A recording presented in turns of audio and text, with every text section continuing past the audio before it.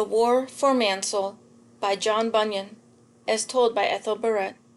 Copyright 1998, Christian Light Publications Incorporated, Harrisonburg, Virginia. Messages from Emmanuel. To the castle! Once the breach had been made, that became the goal. That was the ultimate prize. Whoever won the castle won the fight. For the castle was a prerogative royal of the Prince Emmanuel. The prince's men and their captains got there first. The enemy spread themselves throughout the rest of the town, and in every corner could be heard the dreadful roaring beat of Diabolus' drum and the cry of hellfire.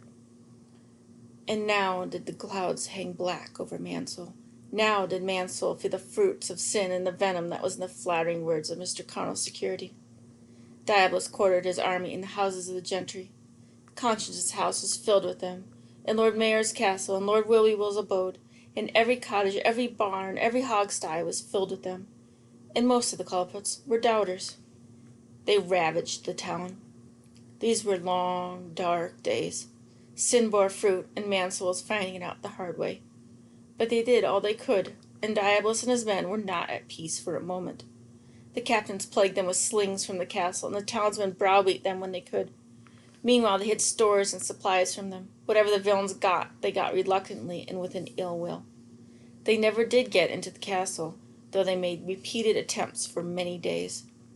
Mr. Godly Fear was keeper of the castle, and many wished that Godly Fear had been keeper of all of Mansoul. But the town was divided against itself, and the glory of Mansoul was laid in the dust. Incredibly, Mansoul wallowed in a state for these 2 long years, grieving over its miserable condition and the miserable judgment visited upon its people. Diabolus was getting nippy. I wish they'd either get worse or better, he kept whining. This halfway business is about to do me in. But we haven't really lost them, his warlords would try to comfort him. We don't really have them either, he would snap. His demons and his doubters could do nothing to please him. Mind you, don't get careless, he would say. Watch what they do to relieve their misery. Drive them to complaining, drive them to quarreling, drive them to drink, drive them to anything but petitions. Yes, master, they would say. They would say it and say it and say it, but he was never comforted. If I so much as catch one of them, just one of them on his knees, everyone would tremble at the very thought.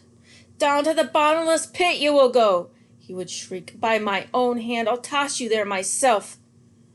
The very thought was enough to send them scattering in all directions looking for cracks. It was not the thought of petitions that worried him. As long as they were spurious or purely emotional or half-hearted or sporadic, he had nothing to fear. It was the thought of petitions sent through the Lord High Secretary and the thought of importunity that made him tremble. But understanding has a bad eye wound, they would comfort him, and Mr. Mind's stomach wound has him laid up indefinitely. Captain Experience is still wounded. Mr. Conscience, yes, I know, he would moan, I know. And we still have control of Fieldgate, they'd say. Why are you so downcast? It was Mr. Godly Fear that frightened him, and they knew it. He was almost certain that it would be through Godly Fear that Mansoul would finally find its way out of darkness. Diabolus' worst fears came true one gloomy afternoon when the captains and their gentry were shut up in the castle, bemoaning their wretched state, and, after much fruitless talk, they decided to send Prince Emmanuel one more petition. It had been some time since they'd tried. Mr. Godly Fear stood up. The prince never has and never will receive any petition from anyone unless the Lord High Secretary's hand is upon it, he said. Why haven't you told us that? They said. I have, he answered quietly. They looked at each other, battered, bandaged, half-sick. He had? They did not remember, and they were too weak to argue. Then we'll draw one up, they said, and get him to sign it. But he will not sign it unless he has a hand in drawing it up, Mr. Godly Fear said. They remembered. Of course, Prince Emmanuel himself had told him this, back during the golden days when it seemed nothing could ever go wrong. Was it 1,000 years ago? It was a sad little delegation that visited the Lord High Secretary that gloomy afternoon. Understanding, with a patch over one eye, Captain Experience on crutches, Mr. Conscience in a wheelchair, will limping badly. The captains were there too: Faith, Good Hope, Love, Guileless, Patience, and Mr. Mind, and some others. They all looked as if they could use some vitamins. They were a pathetic but determined little band. The Lord High Secretary was kind. "What petition is it that you would have me draw up for you?" he said. "But you know best," they cried. "You know our condition, how we are degenerated, backslidden from the Prince. You know we're at war, that diamonds walk our streets, and with more boldness than our townsmen dare to." "I'll draw up a petition for you," he said, "and sign it." "We are grateful," they cried. "When shall we call for it?" "You don't call for it," he answered. "You must be present at the doing of it. Indeed, you must put your desires to it. The hand and the pen shall be mine, but the ink and the paper must be yours. Else how can you say it is your petition? Do you see?" They looked at him. Yes, they understood. The late afternoon sun broke through the clouds and came in from the skylight and spilled over the gloomy room and on his face, and they saw him too, as they'd never really seen him before, as a priceless friend that sticketh closer than a brother. And they poured out their hearts in that petition. "Forgive us," they cried out to Emmanuel. "We are discouraged and sick and frightened and broken-hearted. We are surrounded on every side. Our own backslidings reprove us. The diabolins within our town and on our streets frighten us. We have weakened our captains, and they are discouraged and sick and wounded. Lord, our enemies are lively and strong. They vaunt and boast and threaten to part us among them for a booty. They've fallen upon us with thousands of doubters. They are grim-looking and terrifying and unmerciful, and we cannot tell what to do. Our wisdom is gone, and our courage is gone, and our strength is gone, because you have departed from us, and there's nothing left here but confusion. Take pity on us, O Lord. Take pity upon us and deliver us out of the hands of our enemies."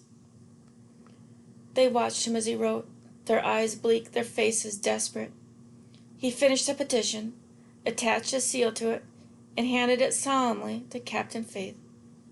"Out Mouthgate tonight," he said softly, "and straight to Emmanuel." Faith nodded. Then they filed out without a word, crutches and wheelchairs and all, and they were helping each other. Diabolus heard about it the next morning. He stormed through town, across the market square, through the castle gates, and up to the castle itself. "You rebels!" he screamed, shaking his fist at the upper windows. "You miserable, stubborn-hearted clods! I'll make you leave off petitioning. Are you still bent on petitioning? I'll make you stop." And he turned to his aides. "The drum!" he bellowed. "Have the drum beat again! Noise! Noise! I can't abide the noise!"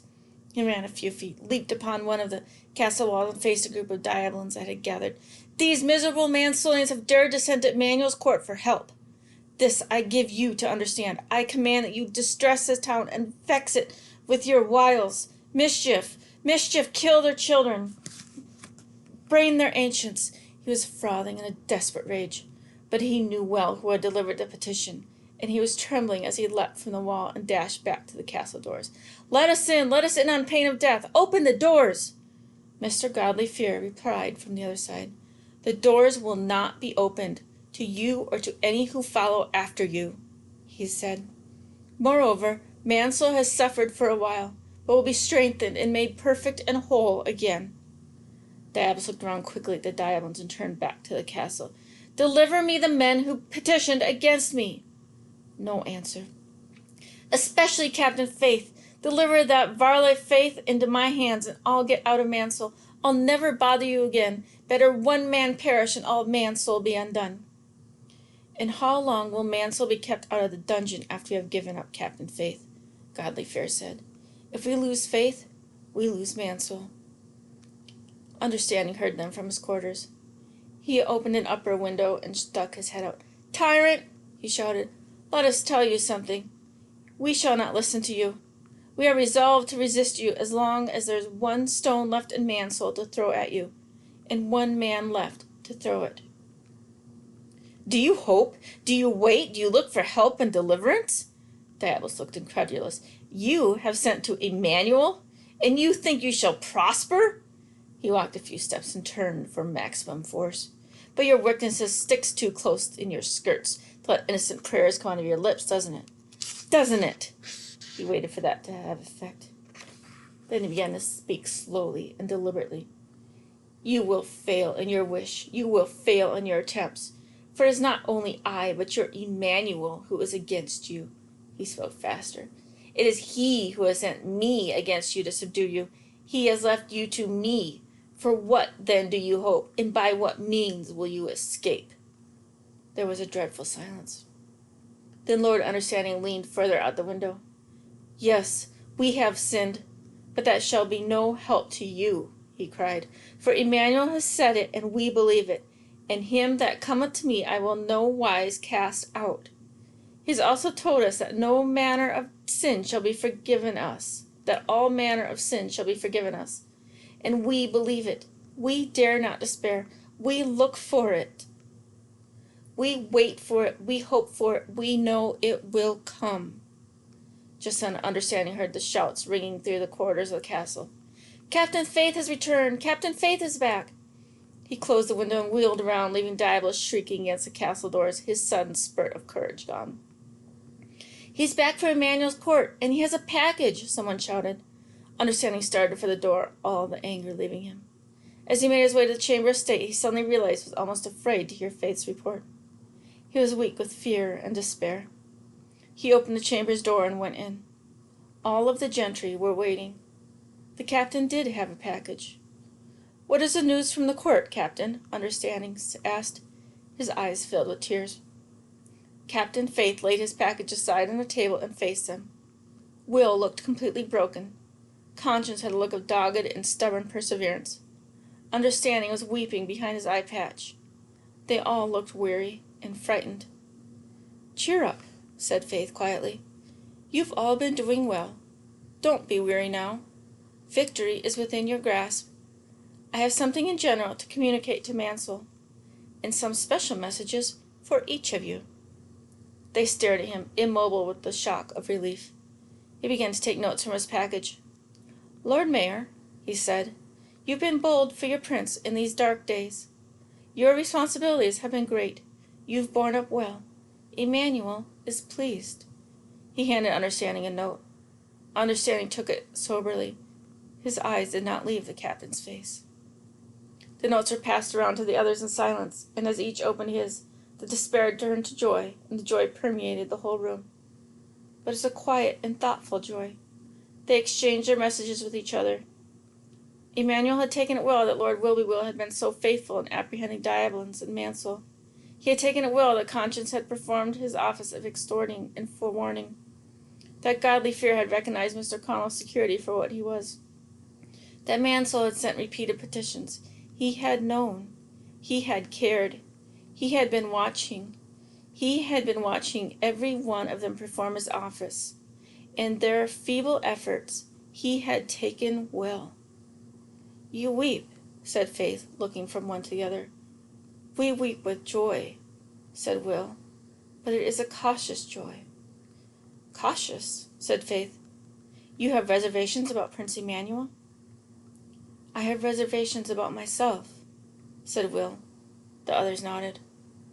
I am on my way to see the Lord High Secretary, said Faith.